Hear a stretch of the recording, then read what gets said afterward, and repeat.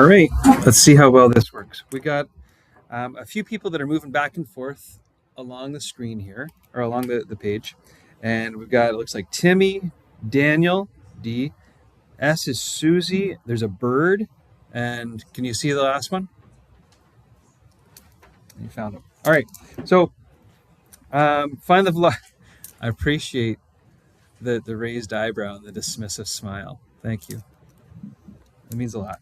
All right, so find the velocity of Daniel relative to the coconut tree. Well, we need to know a little bit of information here.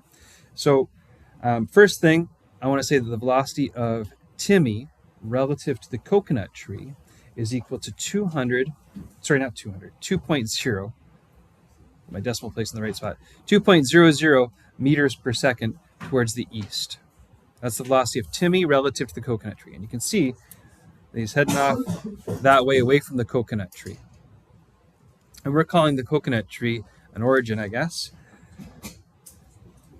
And we really should give ourselves a reference frame, I suppose. Let's make east be positive and let's let west be negative. But then we have velocity of Susie relative to the coconut tree. And she's moving at 0.00 meters per second, clearly because she's sitting there reading a book. And then we've got Daniel. Daniel is moving at a velocity not relative to the coconut tree, but relative to Timmy. 5 meters per second west.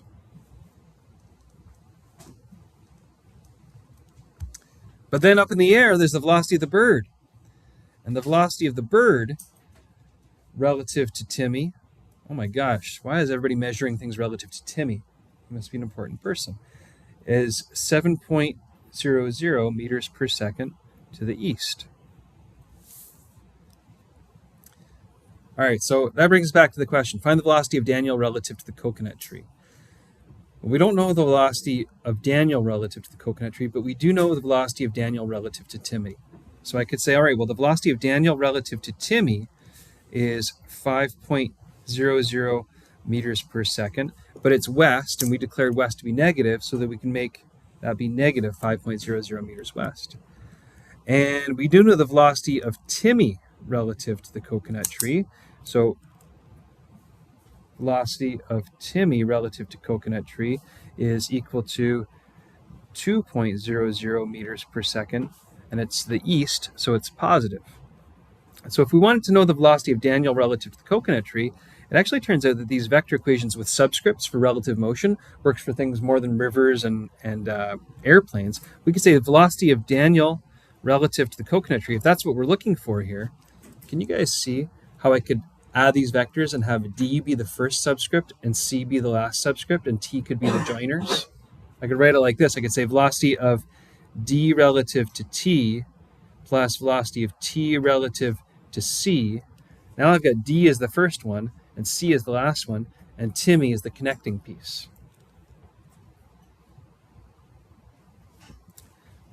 And so we're actually using the notation to help solve the problem now, which is kind of powerful.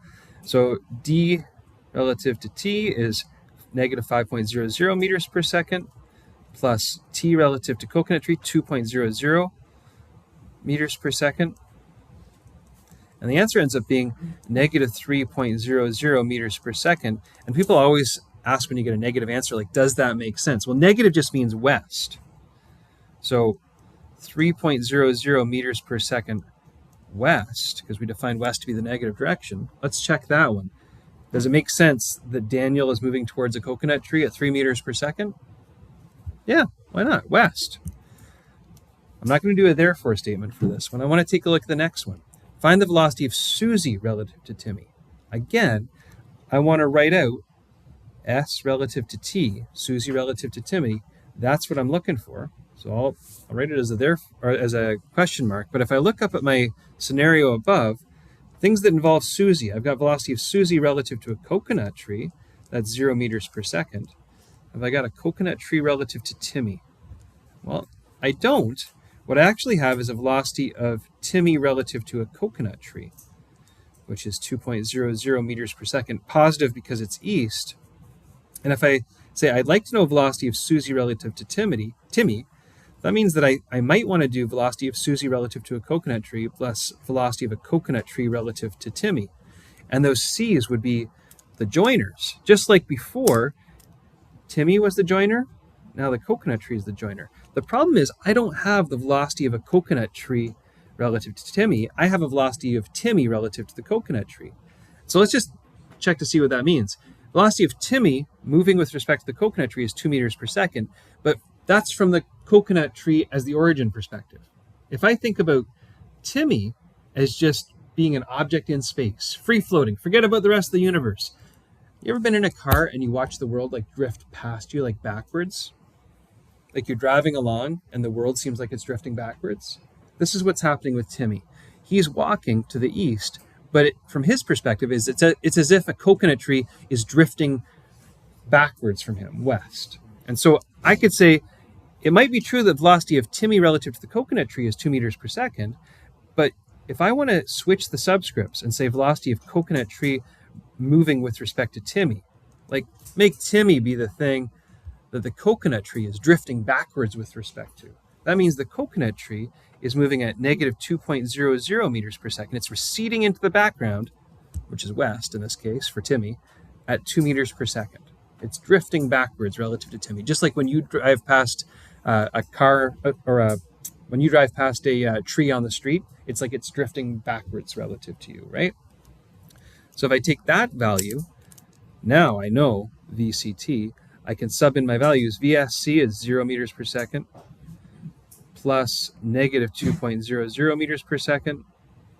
And you're like, okay, so the velocity of Susie relative to Timmy is also moving at 2.00 meters per second west. And again, you got to shift your mindset a little bit. Look, initially in our mindset, we're thinking Timmy's walking towards Susie. But if Timmy's thinking completely self-centeredly, can you imagine that this is as if Susie is drifting towards Timmy? Susie's getting closer to Timmy, right? From his perspective, relative to him, she's got a relative velocity of westward towards him. Forget about the rest of the universe. It's just those two people in this world. And maybe they're young and in love. I don't know. But if you've been in that situation, it's like that special someone just drifting towards you, you know?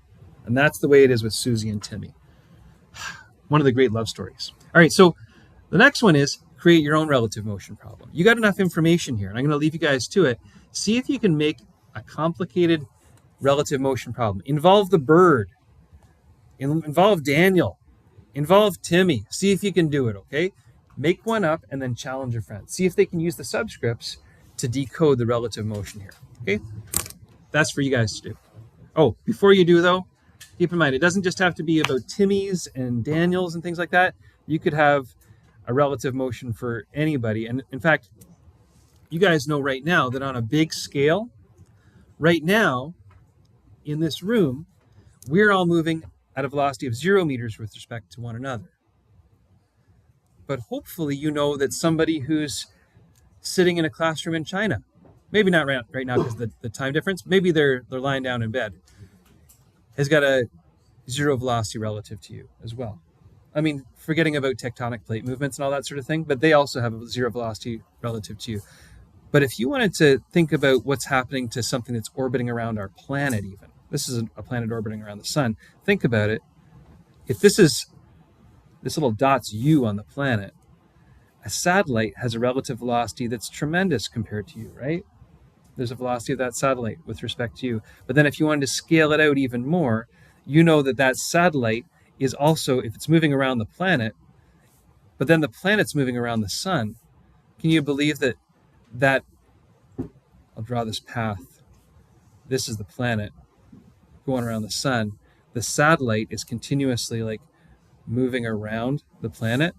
And so what that means is that the satellite is like corkscrewing around that orbital path, but then that path is going around the sun. But then something that people sometimes don't think about is the fact that the sun is actually flying through space too. Flying through space as well, which means that now we have like the path of the sun, but then we have the path of the Earth around the sun as it corkscrews through space. And then we have the path of the satellite, maybe the moon, corkscrewing around the Earth's path as it goes. And then people think like, wait a minute, isn't there like a next level? Did you know that the sun's path isn't a straight line? The sun's path is actually in a huge orbital path around the center of our galaxy. And if you really like zoom out on this thing, relative motion gets tremendously complicated in a hurry, right? Especially orbital motion. And so we want to try and keep our relative motion fairly linear. We're going to stick with people on a line. We're going to stick with people on boats. We're going to talk about airplanes in the wind. But just so you know, we could level up. One could level up and start talking about orbital mechanics, and orbital mechanics gets busy in a hurry, right? Because there's spirals and corkscrews layered on top of each other. And I think that's kind of cool. So like what we're doing right now, this is nice 1D, 2D type stuff, but there's places you could go with this thing, okay? It's not just about riverboats and airplanes.